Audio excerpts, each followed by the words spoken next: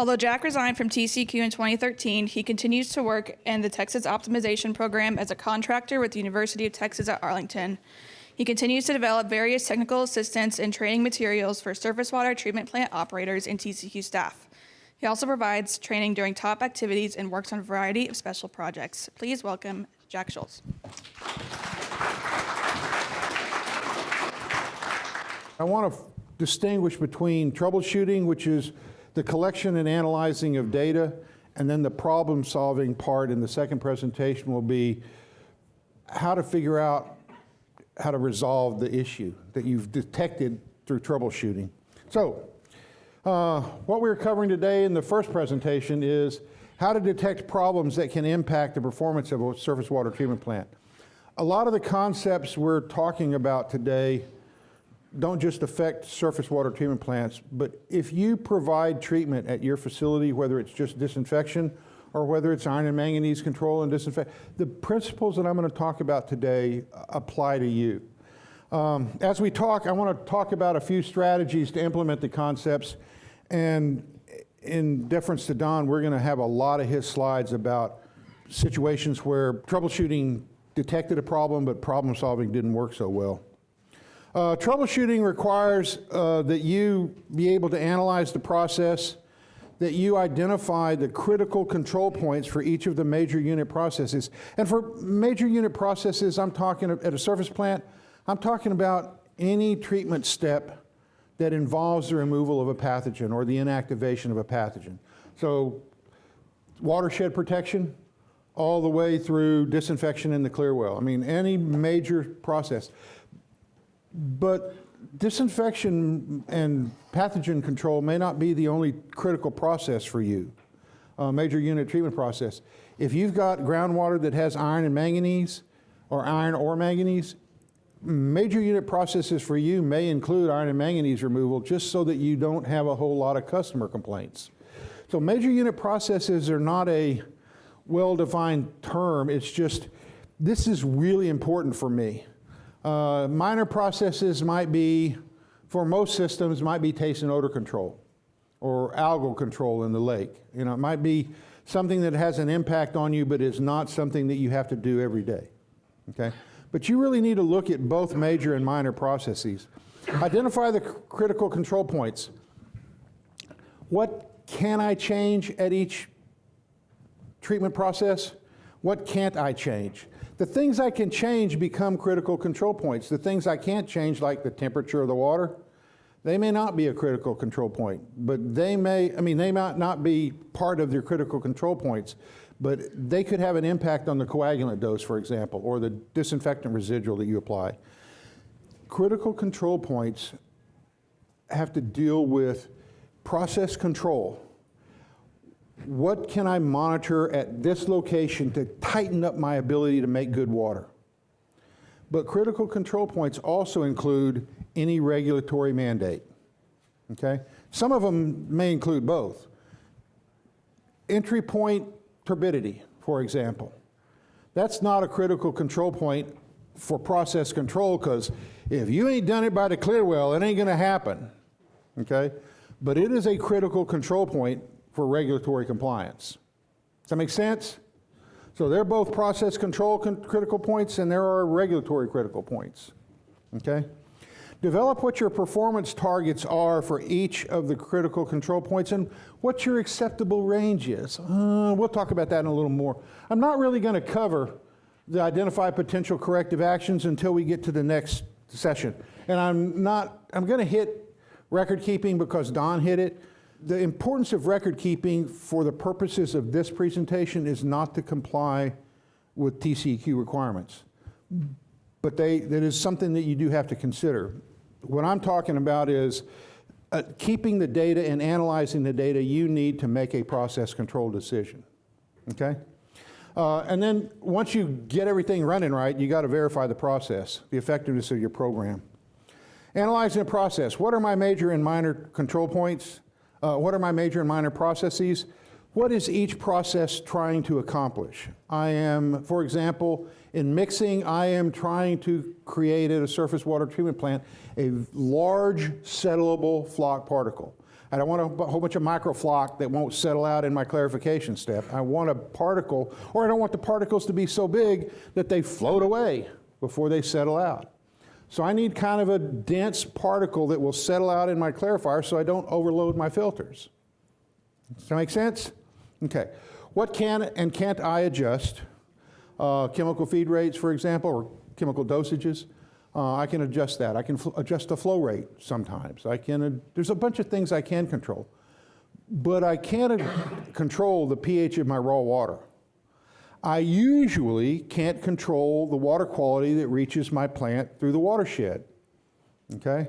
There are some, and we'll talk about this in a minute, there are some features that you can use to minimize adverse source water quality conditions, but there's nothing you can do to actually control the quality of the water in your lake, okay? Unless you have sanitary control around the lake and you can stop people from dropping their raw sewage in your freaking lake from their private residence, okay? What are the variables? pH, temperature, feed rate, flow rate, concentration of the chemical. There's all kinds of variables.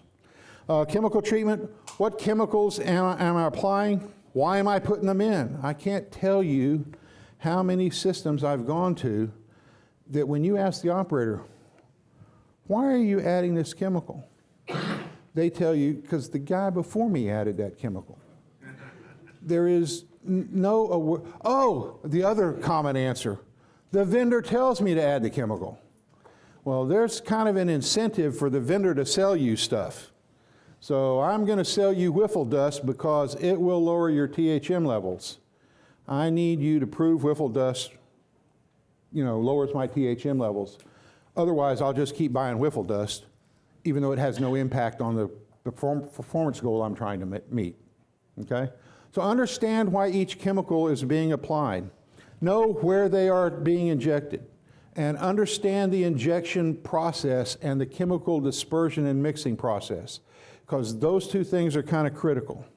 Identifying critical control points. Where do I need to collect data? One, to make a treatment decision, and two, to minimize the number of variables. I want to control my coagulation process at the rapid mix. Do I establish my critical control point at the end of the sed basin? No, because the end of the sed basin is a monitoring location, but if the settled water turbidity goes up, that happened because of something you did 4 to 6 hours ago. I need a responsive critical control point. If I need to add coagulant and I want my pH of my coagulation to be 7.6, I don't want to monitor the pH at the end of the sed basin. I want to monitor the pH at the end of the coagulation zone. If I want my flock to be settleable, I don't go to the end of the sed basin where the flock is already settled and see what's left. I go to the end of the flocculator, grab a sample of water, and see how fast that stuff settles. My critical control points try to limit the number of variables. I want to eliminate time if at all possible. That's one of the easiest variables to eliminate. Put in a sample point. Okay, eliminate time as a variable. To quickly identify or detect the impact of a change. I don't want to make a change in my chemical feed rate and have to wait 3 hours to see whether it worked or not. I want to make a change and look 30, 40, 45 minutes, hour later, and see if it's headed in the right direction. You may need to wait 2 hours to see if it actually ended up where you want it to end up, but you can tell right away whether it's headed in the right direction or the wrong direction. And then to evaluate the overall treatment process. Remember, settled water turbidity is what feeds the filters. So I do want to look at settled water turbidity in order to predict how my filters are going to run, not to see how my coagulation and mixing process is running. I want to look at what can I expect out of my filters. If I'm hitting it with a 2 NTU water, I should expect really good filter performance. But if something went wrong in the front end of the plant and I didn't detect it, and I'm hitting it with a 10 NTU water, I should expect my filter levels to be higher and my filter run times to be really short, because I am loading that filter full of flock. Okay? Same is kind of true with iron and manganese control when you're doing treatment. It's really hard to do iron and manganese control if what you're doing is adding a sequestering agent, basically trying to keep the iron and manganese in solution, okay? You need to be able to run some relatively sophisticated tests to determine, before you added the chemical, how much of that manganese had already been oxidized while the water just sat around in the well, and how much of that manganese is soluble. That requires a really fine filter. And then once you put the phosphate in to sequester the manganese, you want to run that same test. Did I get the phosphate in before my insoluble manganese went up because I put a bunch of air in the water, or I added chlorine first, or whatever I did to interfere with the sequestering agent effectiveness? But if I start off with a soluble manganese of 0.1 or 0.3, and I put in polyphosphate, and I end up with soluble manganese at 0.3, then I got my phosphate in and I tied it all up, but I need to know that I have a little bit of unreacted phosphate. So I have to run the manganese test, and I have to run the phosphorus test. So, I mean, there's process control about how to evaluate the overall treatment process. Which critical control points are important for process control, and which critical control points are important for regulatory compliance? Because both of those have critical control points. Monitoring needs. Once I know what my treatment objectives are and why I'm putting in everything I'm putting in, what data do I need to collect in order to make a decision about the efficacy of my treatment process? Or what decision I need to make in order to comply with EPA or TCQ requirements? How often do I need to collect data? Basically, that falls down to how quickly does something change? If your raw water turbidity is 20 NTU or 80 NTU or 130 NTU, and it's 130 NTU until it rains, then I can just collect raw water turbidity once a day, and, well, man, once it rains, and I may have to collect it once every 8 hours or once every 4 hours. I've seen sources where the raw water turbidity went from 120 to 1,300 to 4,000 in about 40 minutes. So the operators kind of need to know, okay, I have about an hour before I have to make a chemical feed adjustment, or I have to slow the flow rate down through my treatment. And then I have to monitor until that wave of turbidity goes down the river. What range of values can I expect to see, or in the case of regulatory, what am I required to see? Performance targets and limits, that's what we're talking about. What results do I want to see? In this case, I want to see a chloramine residual of 2.5. What range is acceptable? Before I make a change, I'm going to allow anything between 1.5 and about 3. If it falls outside that range, I'm willing to study it more, or I'm going to make a small process control change. I'm going to allow a residual, a chloramine residual of 0.5, or a chloramine residual as high as 3.5. When it hits 0.5, I want the operator on duty to call me, because I don't want that chloramine residual leaving the plant to drop below 0.5 for more than 4 hours, because I have to then tell all my customers I screwed up and it took me 4 hours to figure it out. So there are points at which I, as a plant superintendent, I want to know right away. And I want to have the operator at somewhere around 1.5, I want to have the operator go and check the chlorine to ammonia ratios and the mixing intensities and all of that stuff. Somewhere around 0.5, I want to have the operator go check the chlorine cylinders to make sure that they're not freaking empty, or that the LAS pump hadn't stopped working, or I've lost prime. You know, I need him to, there's a lot more I have to do to make sure that I fix the problem before 4 hours is up, okay? That's why if you're booster chloraminating at the filters, don't wait till after the clear well, because it may take you 4 or 6 hours for the clear well level to rise back up, and by then you get to do public notice.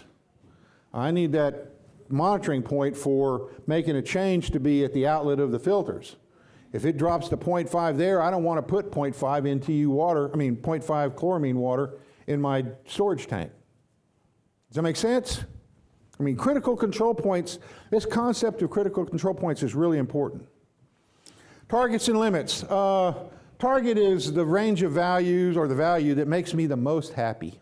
And that's usually based on the maximum level of public health protection that I can afford or economically reasonable. I mean, I would love to get the turbidity out of my conventional filters to be 0.05 NTU, but that may require me to hire another operator. It may require me to backwash the filters more frequently. It may require a whole lot of expense that I may not be capable of tolerating.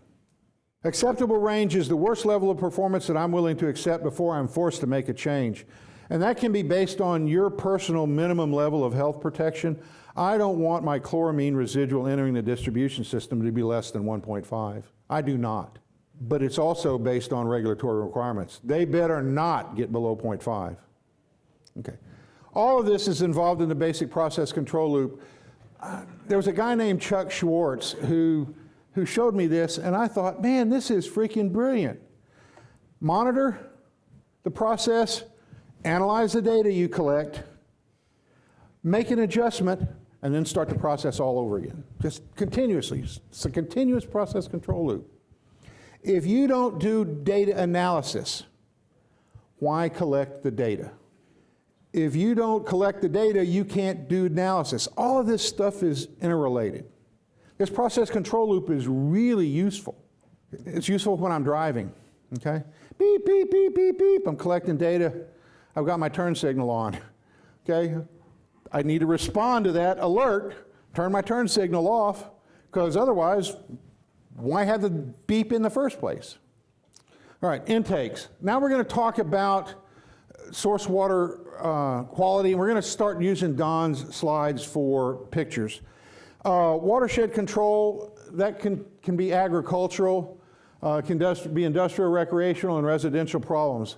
We see on the Bosque River confined animal feeding operations that when it rains and it exceeds the capacity of their runoff, tons of nutrients flow out of those CAFOs and into the Bosque River watershed. Those nutrients, phosphorus and nitrogen, cause algae blooms downstream.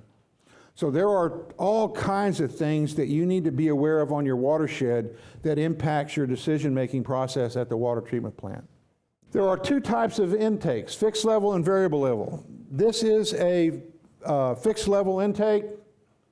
It's got a offshore column, and there is one hole in the bottom of that column, and water comes in that hole. Whatever depth that hole is, that's the only place they can draw water. If that hole is really low and the lake silts up, they will pull silt into that intake and feed silt to their water plant. Okay? If the intake is if the hole is too high, water level drops, they can't get water. Okay? There's another kind of thing up here that is a variable level intake. I've got 3 different holes. I close the valve on the bottom hole when I don't want to pull water off the bottom of the lake. Because bottom of the lake water tends to have really low dissolved oxygen content and really high soluble manganese and iron levels. I mean, it tends to be inferior quality water. But during an algae bloom, I don't want to pull water off the top of the lake where the sun can get to, because that's where all the algae is growing. Okay? So it depends on, if you have a multi-level intake, you need to be able to select what level of water you want to draw and be sure that you exercise those valves, because it doesn't do you any good to need to draw water out of the middle of the lake and you not have exercised that valve for 5 years and that sucker is frozen solid. That hole in the middle of the pipe does you no good at all. Raw water pumps, treatment type, size, and capacity. The big thing I want to mention here is there is a huge benefit to variable speed raw water pumps so that I can feed my plant the flow rate of water that optimizes my treatment process at the plant. I've seen facilities achieve this variable speed capability with 3 different sizes of raw water pumps. I need to operate at 1 flow rate, I'll use the small pump. I need to operate at intermediate flow rate, I'll use the small and the medium pump, but when I need water quick, I'll use the large pump. And it gives me basically 6 different flow settings. Pre-treatment If you've got algae in the water, or you got zebra mussels, or you got whatever's in your source water, you may need to put in pre-treatment down at the intake structure in order to control the water that you receive at the water treatment plant. Raw water meter, this is important. Don's got 3 arrows. This is the Venturi flow meter. This is the water comes in from the right-hand side, goes to the Venturi flow meter. This is a chemical feed line, and this is a recycle line. In order to find out what water is flowing through the treatment plant at what rate, they need to know what raw water's coming in and what kind of recycle flow rate's coming in, because the rate that actually goes through all the treatment processes is the combination of those 2 flow rates. So meter type is important, the location of chemical injection is important, and the location of the feed water line is important. Notice that the recycle line comes in downstream of the chemical injection point. So when they recycle at this facility, it changes the composition, the chemical composition of the water that they think they're treating based on a raw water jar test. Because what the chemical sees isn't the raw water. What the chemical sees is the combined recycle stream and the raw water. Okay? So you got to think about all that stuff. Type of mixing. This is a picture of a mechanical inline mixer. This thing up here is a motor that turns an impeller inside a baffled pipe. Okay, there's a static mixer with a mechanical propeller in there. Static inline mixers are the same thing with a pipe with a bunch of baffle walls in it, and the water goes like this to disperse the chemical, but it just doesn't have a mechanical mixer. One of the advantages of mechanical mixing over just the plain old static inline mixer is that static inline mixers need to have a certain amount of velocity through them in order to achieve the desired mixing intensity for the dispersion of chemical. If your plant operates sometimes at 30% of its design flow rate, there may not be enough mixing intensity in a static inline mixer to completely disperse the chemical and have the reaction occur. Which is why this plant, which operates at between 10 and 95% of its design capacity, install this inline mixer. And then here's chemical feed injection. Chemical feed needs to occur within the mixing unit or upstream of the mixing unit to disperse the chemical as the water passes through the mixing unit. This is a 2-stage rapid mix. Notice that the operators have removed the mixer from the second stage. This is a flocculator, single-stage flocculator. So they get high-intensity mixing in stage 1, and then they just get no mixing at all in stage 2 of the rapid mix, and then they go into low-intensity mixing.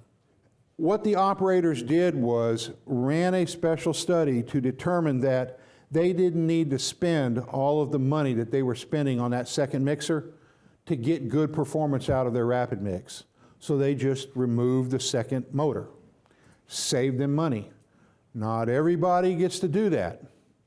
You need to have data in order to make a process control decision. This is a chemical feed problem.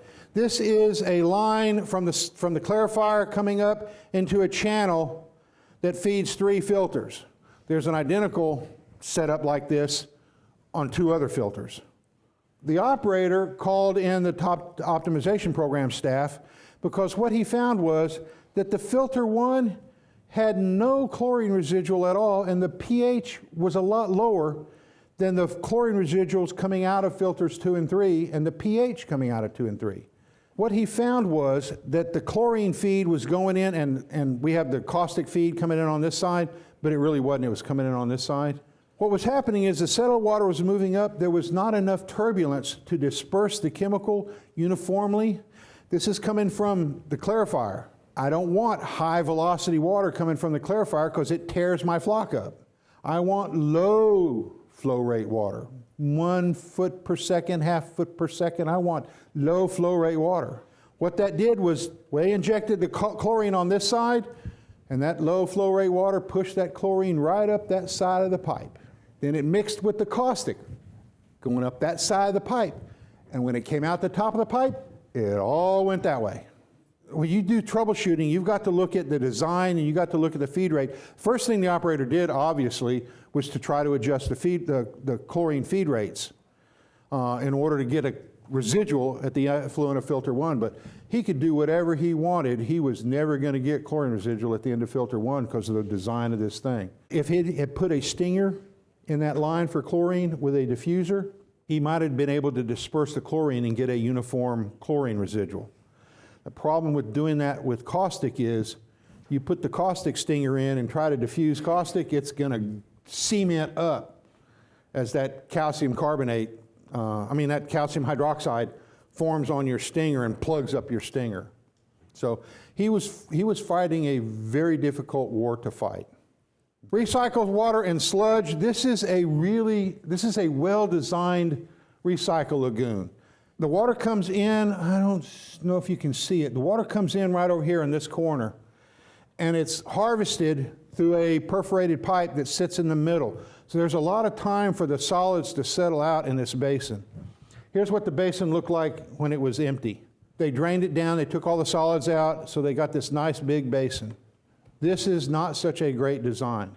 These are 3 tanks that contain the sludge blow down from their clarifiers, the waste stream from their clarifiers, and the spent backwash water. It all comes into this through this blue line right here, into the top of one tank, out of the top of one tank into the next tank, out of the top of the next tank into the last tank. So there is settling that occurs in each one of these tanks, but when this tank fills with solids are going to get carried over to the second tank. So what do? They put a pump at the bottom of each tank to suck the solids out of the bottom of each tank. This half horsepower pump, these solids compact at the bottom of that tank. That half horsepower potable water pump can't suck sludge. So those tanks all filled up with solids. And at the last tank, when they recycled, well, actually this plant sent water back to the lake. They were sending solids back to the lake and violating their discharge permit. This is, it looks like a sludge lagoon filled with sludge, but I was talking to Don about it. This is not a sludge lagoon. This is, at that plant that had the 3 tanks, when they sucked the solids out of the bottom, they put it into a geotextile bag that, I don't know, looks like what's half an acre? I don't know how, that thing is full. I don't know how in the world they're going to end up disposing of this. They don't have a permit to dispose on site, so I don't know what's going to happen to them down the road when the wastewater guys come by and bust them. But they can't just leave this here in a geotextile bag on the plant site. The water from the geotextile bag leaches through the geotextile and runs back down into the lake. Clarification, what kind of clarifier do you have? How many do you have? What's their size? What's the special processes that go on? I need to add a flocculant aid, or I need to do this, or I need to do that in my clarifier. What are the controls? What's the mechanical condition? This clarifier is a upflow solids contact clarifier, and they have added tubes at the top. What they've done is they have added tubes on the top of their clarifier. They've taken their settled water turbidity from about 1 NTU to about 0.3 to 0.5 NTU. They're getting really long filter runs because they're taking everything out in their clarifier. This is an excellent operation, excellent plant that's, their filtered water turbidities from conventional filters on the order of 0.03 to 0.04, 0.06, membrane performance level conventional filters. No, these guys are in the optimization recognition program and have been for like 15 years without missing a month, with 95% of their readings at 0.1 or less. This is a settled water influent channel. This is the first stage flocculation chamber. Water comes in, goes over the wall. This accumulated float, I'm going to call it float, on the top, it's basically a scum layer. And depending on the algal concentrations and the level of protein in the source water, when you coagulate that, there are some source waters that create foam. This foam gets captured in this inlet chamber to the flocculator. Operators need to go out and either break that foam up with a hose or preferably scoop that foam out periodically and discard it. I don't like the idea of breaking it up with a water hose and letting it enter the flocculator. If it works at your plant and your flocculators produce settleable floc that includes the foam, leave it alone. Just keep doing what you're doing, okay? But try scraping it off and watch for the next couple of days your settling velocities. And if your settling velocities go up, now I can think about, well, maybe I can cut my coagulant dose a little bit and restore my settling velocities because I don't have to compensate for this stuff that likes to float and carry the flock particle out of the clarifier. Notice that whatever motor this is, whatever drive this is, sludge rake or flocculator mixer, here is the gearbox. There's no motor sitting on top. So basically that impeller just sits there, or that rake just sits there, and dot, da, dot, da, dot, da, dot, da, dot, and the operators couldn't understand why their clarifier wasn't working. Okay? It's like, you know, problem solving requires action. This is a sed basin out in West Texas somewhere. These two square sed basins are sitting right next to each other. This wall is this wall. Water comes in the middle of this clarifier through a single settled water pipe. There's no perforated walls, no nothing. It does the same over here. So water comes in, and what is happening is that it's creating a current in this clarifier, a hydraulic current. On the left-hand side, that current seems to be going in this direction because it's piling all the sludge up on the middle wall. In this clarifier, it seems to be going in the opposite direction because it's piling all the solids up on this wall. From a troubleshooting perspective, the operators see something's going on. Without special studies, they don't know whether it's a design problem or an operational problem. Turns out that part of their problem was they weren't blowing sludge down. So it would just accumulate to where it got so thick that when they open up the drain valve, there was not enough pressure inside the clarifier to move this mud cake that's located at the bottom of the clarifier out of it. Water is coming from the flocculators into an inlet channel into a U-shaped sedimentation basin. This is a 1920s design, which is why TCEQ and the health department and every other regulatory agency has not allowed this design anymore. They have this floating barge, and they send the barge down the channel on a rope, and the operator pulls the rope, and it dredges out a channel inside the sed basin. And you can see where every path that they've taken where it's dredged the channel. We get there one morning, and there is a raccoon running across the top of their sed basin because the sludge is so, where the channel, you see the channel? The channel is water about this deep, okay? So they were all having all kinds of trouble with no good filter runs. Now on the U-shaped side of the basin, on the back side, there was about 4 feet before the weir where it looked nice and clear. And the reason it looked nice and clear is that's the part of the solids that were being scoured off the top of that sludge layer and being sent to the filters. They said, here's the depth of the clarifier, here's the volume of the width of the clarifier. We're claiming contact time for that whole basin. Except instead of being 8 feet deep, it was 6 inches deep. So, here is a sed basin. You can't really see it, but this whole thing is flock being carried over into the effluent trough of the clarifier. This is a upflow sed basin. Flocculation occurs in this center well. Water comes out the bottom of this cylinder into a annulus where water flows up through the side water of the clarifier. Here's that annulus area. Water flows in. You can't see it very well, but there are holes. This is the collection trough for settled water. There are holes all in the side of this trough where settled water flows in. But one of the things I hope you can see is how cloudy this settled water is. One of the reasons is these guys lost their flocculator motor, okay? So what they decided to do was go, I need to get mixing, so what I'm going to do is I'm going to run a compressed air line down into the bottom of this thing and mix and induce currents in this mixing chamber. The mixing intensity you get from induced air circulation is not the same mixing intensity you get from a paddle running at 250 RPM, okay? So the clarifier stopped working. No, the operators took corrective action. They needed to talk to an engineer before they did this so that the engineer could tell them, this ain't gonna work, okay? This gate that lets water out of the mixing chamber into the settling cone needs to be open at an angle to induce a circular flow pattern in that settling cone, okay? If it's open 90 degrees or the door has been lost, the clarifier will not perform correctly. Here is a clarifier where the solids are coming up against the wall. Okay, here's one where it's coming up outside the skirt. Here's one with a wagon wheel. I don't know why Don thought this was important, but when the plant was fabricated, they put a wagon wheel in here and cemented it in place. I guess it was to keep operators from being sucked into the filter. I don't know. All right, there you go. That's the end of that. I'm a little bit over time, right?